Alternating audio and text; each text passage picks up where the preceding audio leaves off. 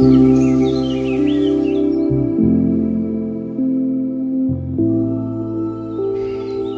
হৈছে বৰছলাৰ গাতে বৈ থকা বৰছলা বিল, যিয়ে প্ৰাণত সঞ্চাৰ কৰে সুখ অনাবিল। জাক জাক পৰিভ্ৰমী চৰাই কাকলিত মুখৰিত হৈ পৰে বৰছলাৰ প্ৰতিটো পুৱা।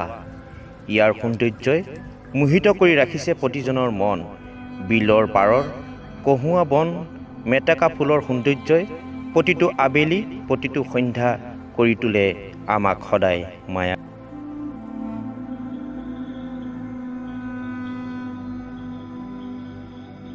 বৰছলাৰ নিচেই কাষতে সগৌৰৱেৰে থিয় দি আছে ঐতিহ্যমণ্ডিত শ্ৰী শ্ৰী গুপ্তেশ্বৰ দেৱালয়।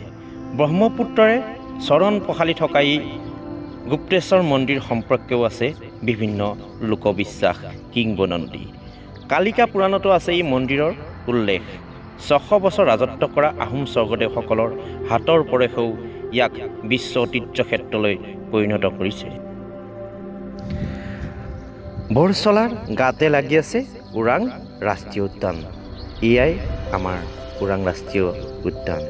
ইয়াৰ মাজতে প্ৰবাহিত হৈ আছে বৰছলাৰ প্ৰাণৰ স্পন্দন এই পাঁচনৈ নদীখন।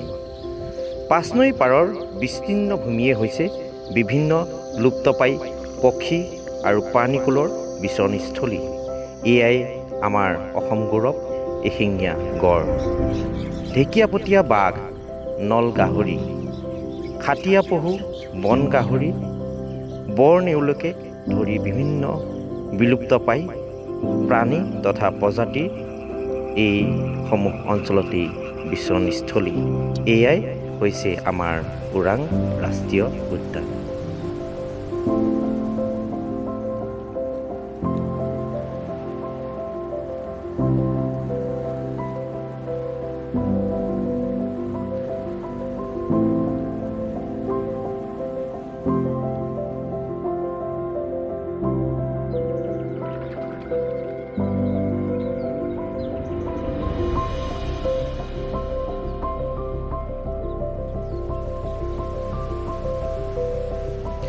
মা কামাখ্যাৰ মন্দিৰো বৰছলাৰ অন্যতম শক্তিপীঠ। ওজাপালি, দেওধনী নৃত্য আদিৰ চৰ্চাৰ লগতে অগণন ধৰ্মপ্ৰাণ ৰাইজৰ আকৰ্ষণৰ কেন্দ্ৰবিন্দু বৰছলাৰ এই মা কামাখ্যা থান। মহামণি মন্দিৰো বৰছলাৰ আন এক ঐতিহ্যমণ্ডিত মন্দিৰ।